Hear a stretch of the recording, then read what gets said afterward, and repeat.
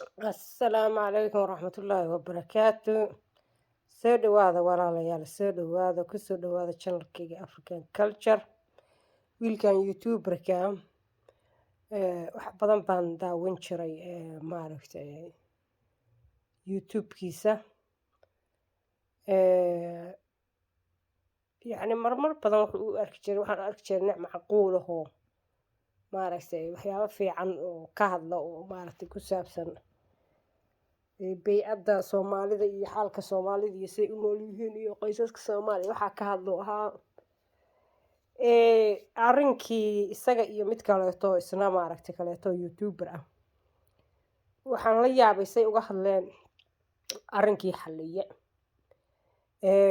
kuwa badan waxaad moodaa inay dumarka maaragtay la jiraan oo ay maaragtay dhexdhexaad ragga iyo dumarka u yihiin, laakiin waxaan la yaabay nimankani ninkan iyo nin kaloo isna raba inaan ka hadlo youtuber ah muxuu ahaa jadiito say uga hadleen arrinkii maaragtay xalliye markii dumarka caynaaye.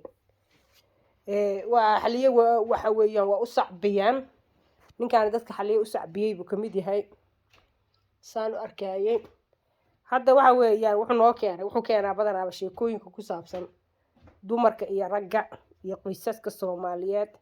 gabar baa sidaa tiri, markaasaa waxaa ku dhacay ninkeediiba intay saa uga tagtay oo xagga tagtay oo Soomaaliya tagtay baa taa iyo taa ku dhacday. wuxuu ka sheekeeyaa yacni gabar baa waxaa ku dhacay intayna guursatay baa dhibaato ku dhacday. wuxuu ka sheekeeyaa naaguhu haddaysan dumarku maaragtay ragga Soomaalida aysan cagaha u dhaqanin in dhibaato ku dhacayso. hadda wuxuu noo sheegayaa ninkaas heblow daarood la leeyahay wuxuu ka sameynayaa wislet cognial kaas dulliga oo kaleeto wuxuu ka sameynayaa reaction.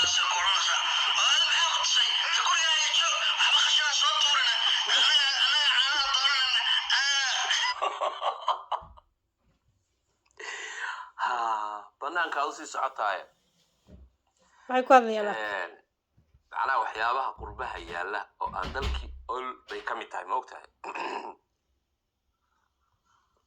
islaamaha dalkii jooga inta badan iyaga caanahooda iska soo iibsado oo guriga qashinka iyo wax yaalla iyo kasoo tuuro oo macnaha qashinka guriga iyo de waxaa ma khusayaan.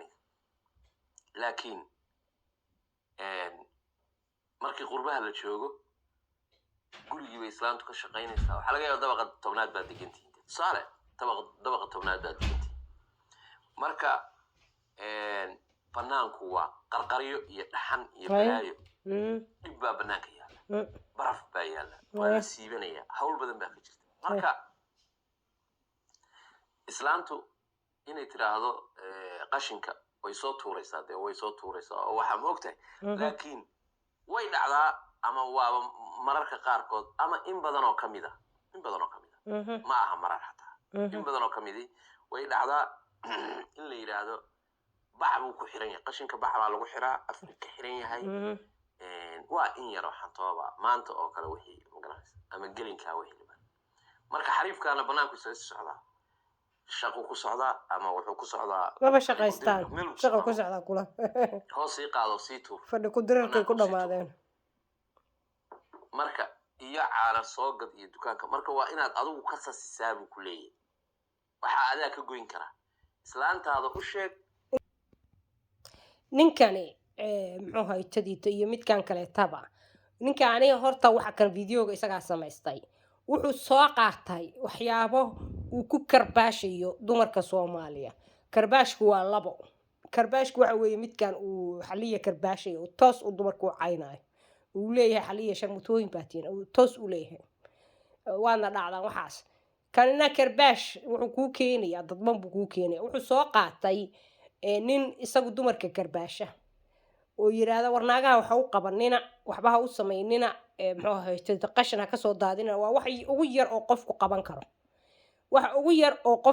karo. waxa weeyaan inuu qashinka markuu banaanka u sii baxaayo uu sii daadiyo oo meesha qashinka lagu rido uu ku soo geeyo. meesha markuu maaragtay banaanka ka yimaado waa shaqaystaan biyo shaqay aadan xagee ka shaqaystaan. waa fadhi ku dirir bay meelaha joogaan. waa markuu fadhi ku dirirka aadayo iyo wareega kuwa kale u aadayo qashinkaas sii qub markay tiraahdo qashinkaa naga soo qaado dukaankana caana noo soo samee hooyadii caruur maaragtay dabaqa tobnaad ama meeshay rabtaba caruur kula joogto isla ilmu daaqadaya iska dhic waxay ka dacwoonayaan waa intaa bal shaqo guriba daaye marka kani wuxuu leeyahay war yaan shaqo loo qabanin wuxuu kaloo soo qaadanayaa gabar iyadu ka hadlaysa dumarka iyo dhinac kaliya ka hadlaysa ninkaana marka kaca kale uu reaction ka samaynayo wuxuu ka hadlayaa sida dumarka loo lugeeyo loo diido inay hawl u qabatid yacni naanigu nin fiican baana xusuusi buu kuleeyahay naagaha inay nin fiican yihiin nin fiican baad haysataa nahay waa kee kaasaya nahay anigu balaanahay nahay anigu kidaan hadda wuu fadhiyaa shaahii bay waxay ugu keenaysaa meesha shaah bay wuxuuna tusayaa kaa kale heblow daarood la leeyahay wuxuu tusayaa in koob shaaha qof u keenaayo oo uu leeyahay waa naagtaydii waase been nin kalaa la fadhiya meesha shaaha u keenaayo beentood waaye waxa weeye waa propaganda ay ku samaystaan nimanka Soomaalida waxay samaysteen weligoodna saasay ahaayeen propaganda ay samaystaan si ay habka naaga u gumaystaan bay propaganda samaystaan marka waa propagando ay wataan weeyo ay isugu riyaaqayaan oo inta ay wadaan weeyaan marka banaanka inaan soo dhigno weey marka wuxuu ku leeyahay naagaha cunada dhabka ugu keeno markaasuu naagtii koobka shaaha u keentay buu wuxuu leeyahay balaaya ku qaaday muxuu haystay shaah cadaysa ii keentay waxay rabtaa inaan cayiro oo ku dhinto bal waxay ku hadlayaan arrin ila dhageyso xariifkaana banaanku soo socdaa shaqo ku socdaa ama wuxuu ku socdaa fali ku dir meel ku socdaa mugdi hoos sii qaado sii tuur banaanka u sii tuur marka iyo caana soo gad iyo dukaanka marka waa inaad adigu ka sasisaabu ku leeyahay waxa adaa ka goyn kara islaantaada u sheeg sheekh diir buu dadka ka waanin jiray moogtahay haatan wuxuu ku leeyahay islaantaada waa inaad u sheegtaa oo adigu bahal gelisaa masayr iyo sheeko noocaas ah waa inaad adigu gelisaa kulaha bal waa dhegeysanayna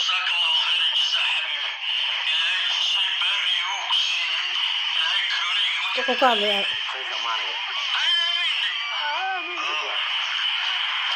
kaasina cabsiyaa soo cabbi si uu qarasbaansan yahay arag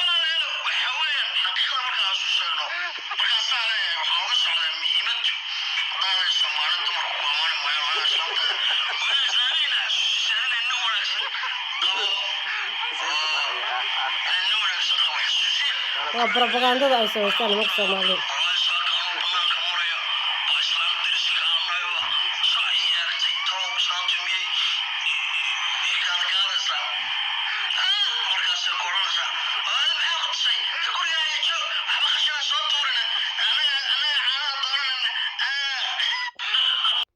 halka isla aragna waxay isugu riyaaqayaan labadan nin midna uu reaction ka uga sameynayo uu soo qaatay yacni wuxuu leeyahay haddaad rabin inaad shaqo guriga ka qabatid oo qashinka sii daadid sidoo aad hawl banaanka ka soo baxdid waxaa la sameeyaa waa masayr baa waxaa loo sheegayaa anoo qashinka sii daadinaya baa isna gabar heblaaye aan is aragnay markaas waxay tiri walahi nin fiican oo blaa baa taa waa laga masayrsiiyaa si aysan banaankaba ku